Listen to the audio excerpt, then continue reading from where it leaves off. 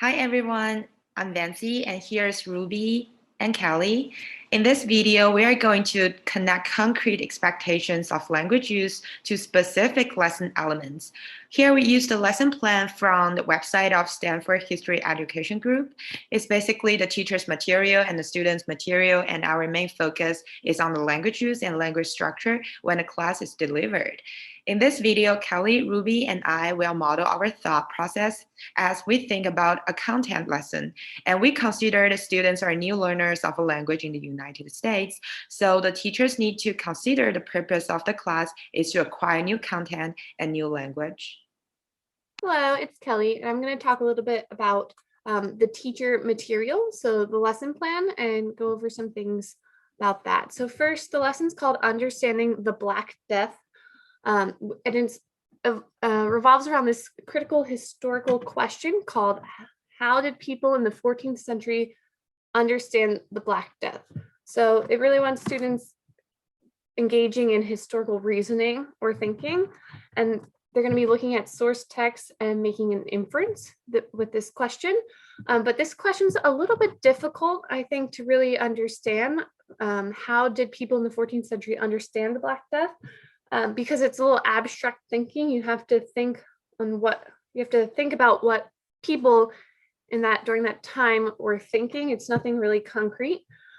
Also, the question wording might be a little difficult too. You could also phrase it as, how did people understand the Black Death in the 14th century, and move the time phrase to the end. Here are the materials that are used in the lesson.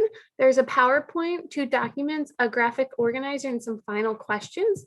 Again, I'm going to go over the PowerPoint and the final questions, and Ruby and Vanci are going to go over the documents and graphic organizer.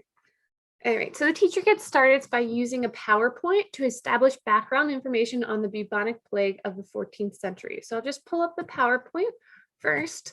And as you can see, the PowerPoint has pictures, but not a lot of words. But the words used on here are pretty difficult, like excavated mass grave of plague victims, or phalanges from the 15th century woodcut. So even the words on this PowerPoint, I don't think are very helpful to students to really understand the point of each slide. And if we go back and look at some of the teacher talk for each slide, so there's kind of a script that goes along with each slide. And within this script, I think the language gets pretty challenging, especially for ELs. First of all, the slide's called the Black Death, and the guiding central question has the Black Death in it. And then, but in slide, the teacher switches and calls it the bubonic plague, which is a little difficult for students. There's no indication of another name for the Black Death, but the teacher uses bubonic plague in their first sentence. And then the word like decimated, which is just a difficult word to understand. I guess the point of these slides is to really, again, establish background information, but I thought, especially if I'm teaching this lesson in today's world, students have awareness of the coronavirus, so maybe they could actually bring in information from the coronavirus to establish background information instead of just lecturing on these different slides about the Black Death.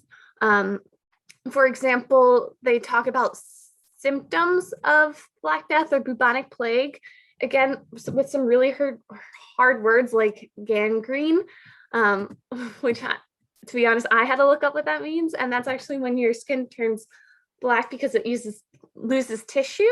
And so that actually might be helpful because that makes a connection to why it was called the Black Death. But again, there's no indication made for why that word is used or why that's important as a symptom. And you could also maybe talk about symptoms of the coronavirus and see how they're the same or different. And then maybe students start to, again, build that prior knowledge and background information so they have an understanding of what this bubonic plague was. Even talking about on slide 3, the spread of the plague, again, making a connection of how the coronavirus spread. Slide 4, too, I thought I wanted to point out, the title slide is called Human Cost, which is, again, difficult for students because they might recognize this word human and they might recognize costs, but not together. If they know human as the noun and cost as a verb, So this might be a difficult concept for them to know, instead of using perhaps maybe just death toll to talk about the death caused by the bubonic plague. And again, slide 5, understanding and explaining the plague. Again, if you can kind of make that connection again to coronavirus. And with all these slides, again, it's just the teacher lecturing and showing images. There's not much student interaction going on. So maybe at the end of each slide, you can kind of pause, engage in student discussion. So if we go back and look at the PowerPoint, again, it's just images, and the students are looking at these images, I imagine, as the teacher is saying all this information. But if we really want students to retain that information, especially the ELs who probably have very difficult understanding these technical vocabulary words that are within the script here, it would be really helpful if maybe along with these images, there was a note sheet that went along. I really like note sheets that have the PowerPoint and then notes along with it. And maybe for ELs, you pull out some of those key words or key phrases and not so much of those technical vocabulary words. And then they can maybe actually get an understanding of what's going on in each of these, and having a good understanding of what the Black Death was. And then lastly, before students move on to the reading, the teacher introduces what they're doing today. So she first, in slides 1 through 5, talked about past tense and past events, like what the Black Death was, and then moves on, switches to today we're going to. So moving to future tense. And what she does here is she says today we're going to analyze and compare 2 different documents created during the Black Death to try to figure out. And then here is back to our guiding question or central question. If we look at the PowerPoint, it's only the central question. So the teacher does not have the instructions for the day, this analyzing and comparing 2 documents listed. So students might be confused at actually what they're doing. I think it's always helpful to provide a step-by-step guide for students so that they can always kind of refer back to the instructions on what they should be doing at what time. If not, students can kind of be lost within the lesson and not know what's next or what they should be doing at this time. So maybe having here also the instructions for the day and what they're going to be doing. So now we're going to take a closer look at document A and B, as Kelly mentioned that the instruction wasn't divided into very breakdown steps.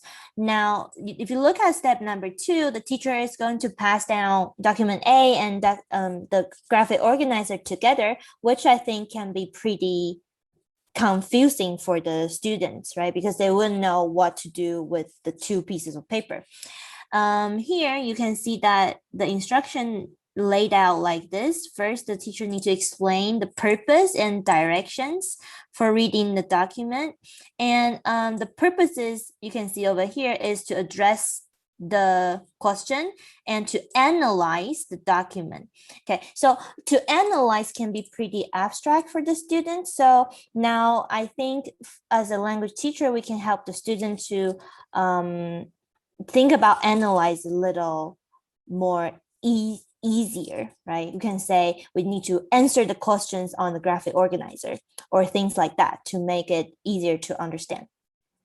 And then, so pass down document B, it's basically the same steps. If we take a look at the document A and document B, the layout of the 2 documents are pretty much the same. First of all, you can see that on the very top, you can see the word modified because the teacher has modified the original text to the level appropriate according to levels of the students and make it easier for the students to understand.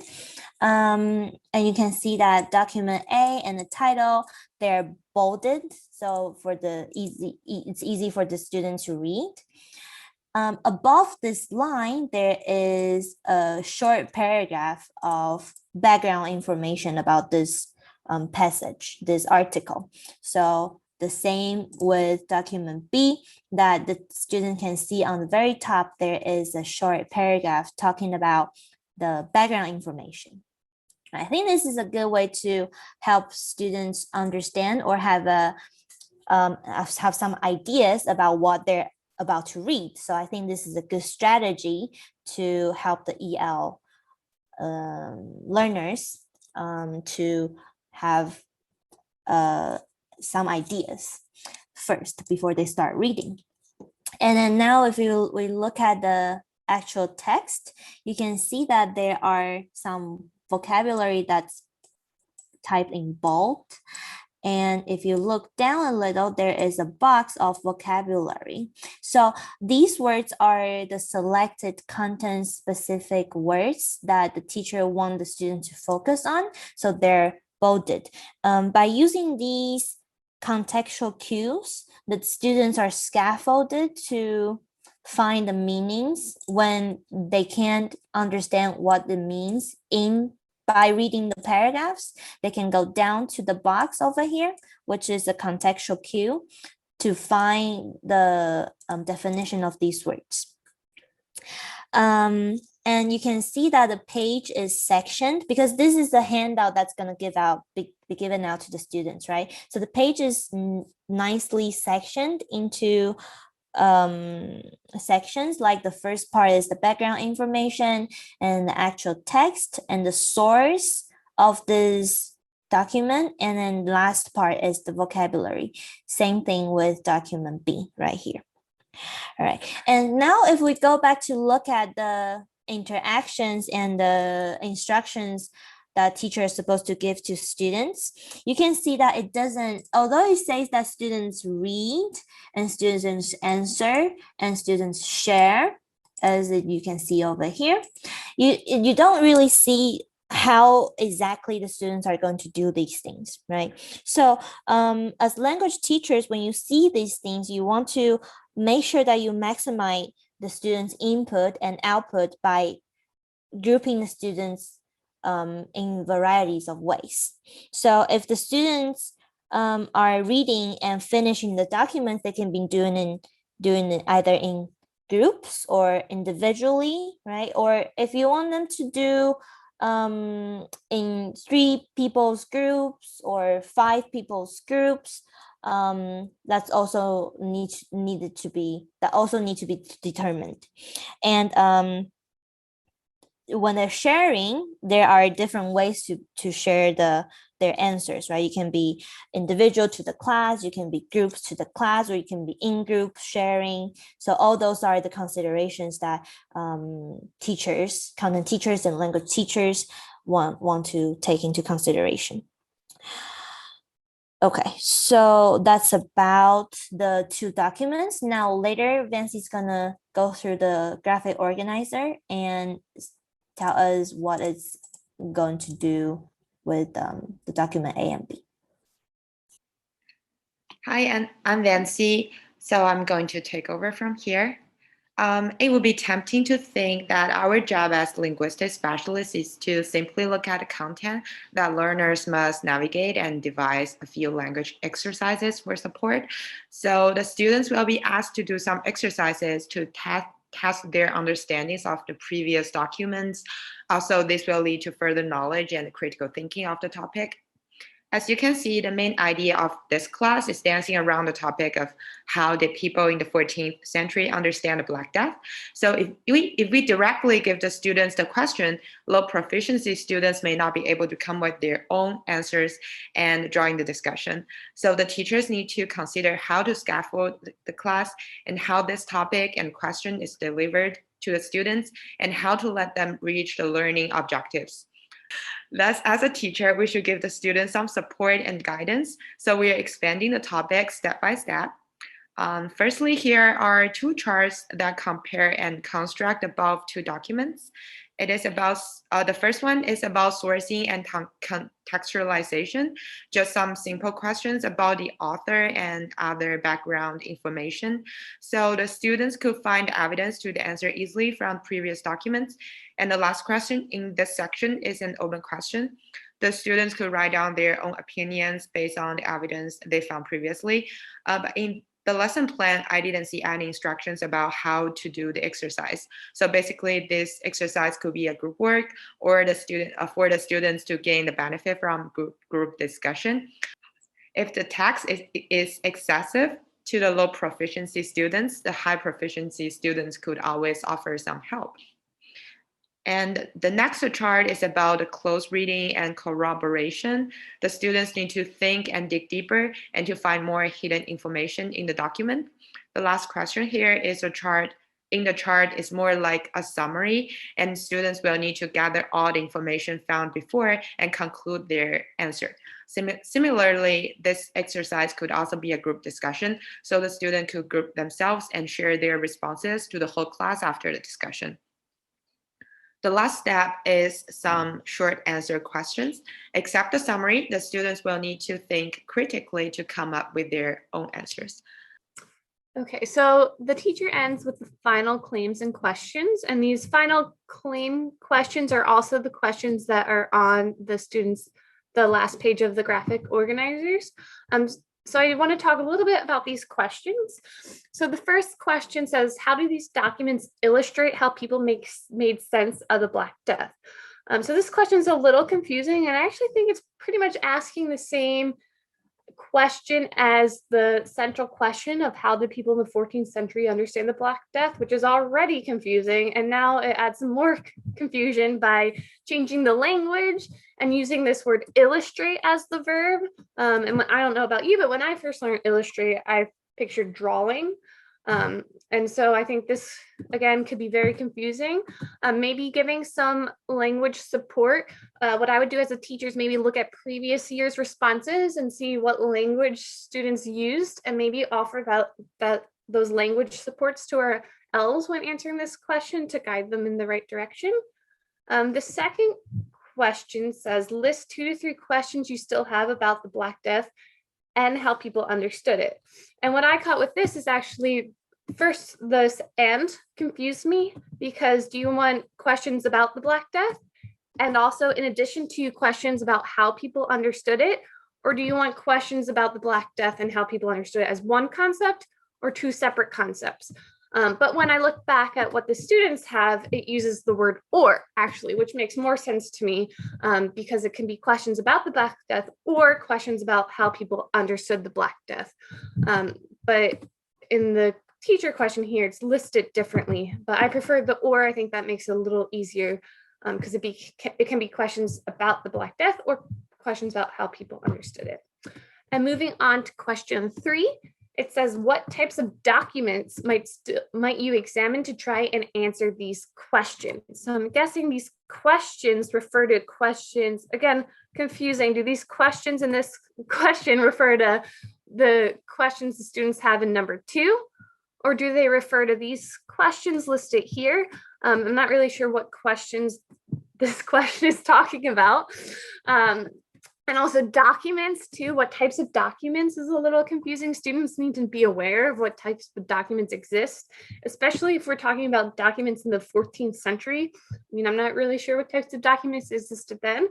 So maybe you could have some choices for students to pick from, and they could maybe pick out what documents they think would be useful to look at. And I think that would be a little bit easier for Els to answer these questions. And lastly, the teacher the instructions say share out responses. And again, it's not very detailed how students are to share out responses. Is it just a student raises their hand and the teacher picks on them, and I or E sequence? Or what I think would be the best case scenario is maybe students turn and talk with partners, and then in those partners, they share out in a small group. And then the teacher asks each group to share their responses, and they can add to a previous group's response. And so maybe it's more like an IRF sequence. All right. So that about sums up everything in this lesson plan and everything we wanted to share. And it's just important to note that CBI is not only a teaching approach, it also lies in every steps when giving instructions. And the teachers provide scaffold and support for ELs when delivering lessons.